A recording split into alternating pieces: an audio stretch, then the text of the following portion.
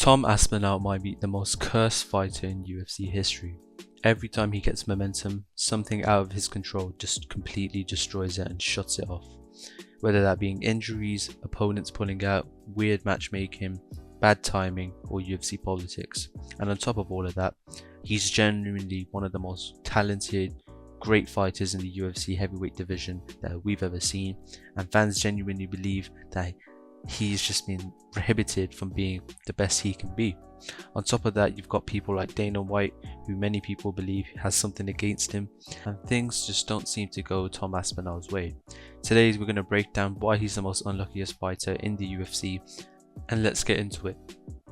Now, when Tom got into the UFC, he seemed to us as a very interesting, promising prospect. He was always beating people in dominant fashion and just getting rid of everyone that was placed in front of him. Now, the first case that we've seen that Tom Aspinall had to face a problem in his career was the freakish accident that he had in 2022 against Curtis Blades. In this fight, he had a really nasty injury which resulted in him blowing out his knee, as his knees just gave out and the fight was just over, and it took him a year to recover, and it just really was just pure bad luck for him. Now, for many people, when they receive injuries like that, they are never the same. It changes their career and alters them for the worst. However, when Tom received this, it took him a year to recover, and he came back and he beat Tybura in a very dominant style as he got a first round KO. Now, at that time in the heavyweight division, Jon Jones was booked to fight Stipe Miocic, who many people thought didn't really deserve a title fight, as you know, he was quite old, and people wanted to see someone like Tom Aspinall or Sergey Pavlovich. However, due to unforeseen circumstances, Jon Jones managed to get an injury and it had to require him to get surgery, so he had to pull out of the fight, which resulted in Tom Aspinall having to step up on short notice and fight Sergey Pavlovich. And in the fight, he dominated him and knocked him out in the first round, which was very surprising. Now, this looked like a great situation for Tom Aspinall. He recovered from a devastating injury, came back and won the interim belt, and now he had a chance to fight for the title. And this is the second curse that Tom Aspinall had to deal with in his career. Jon Jones just kept refusing to fight him. He kept delaying him, he kept saying I don't want to fight him, but he wouldn't relinquish the belt or vacate it.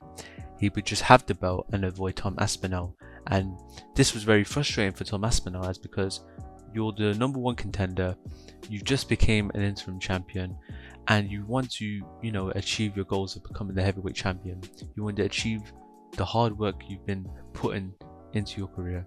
However, you have a guy who just doesn't want to fight you.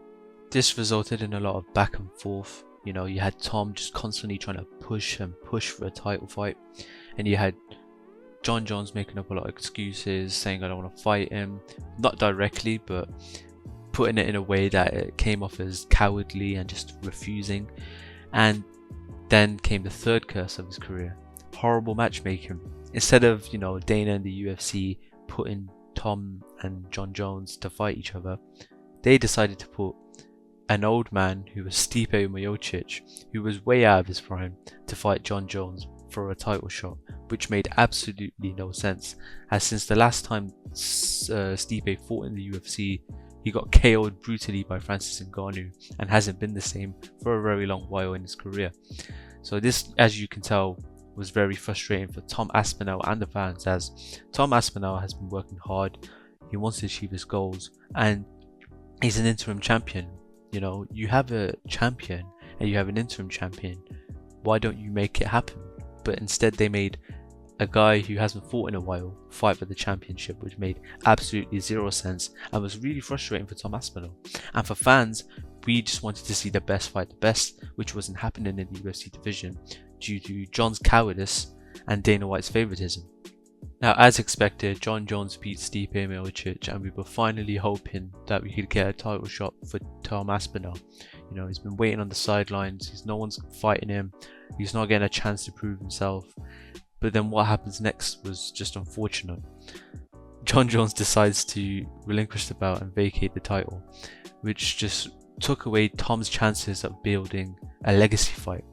It would have allowed Tom Aspinall to get the belt from one of the best fighters of all time in the UFC, which was Jon Jones, and build his name off of him.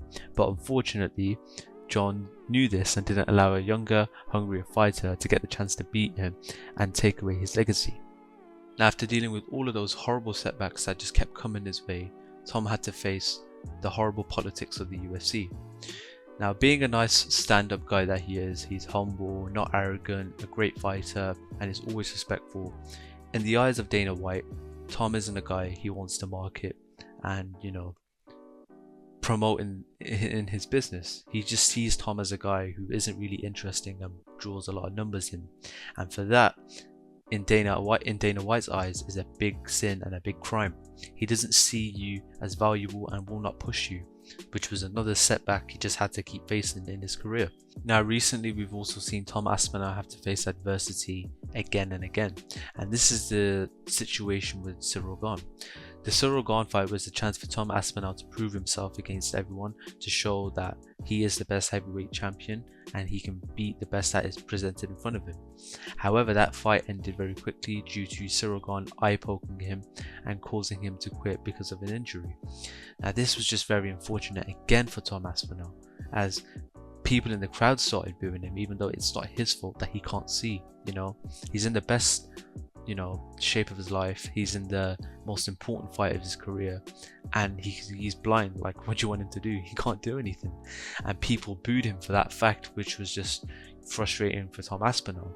And on top of that, he had to deal with Dana White.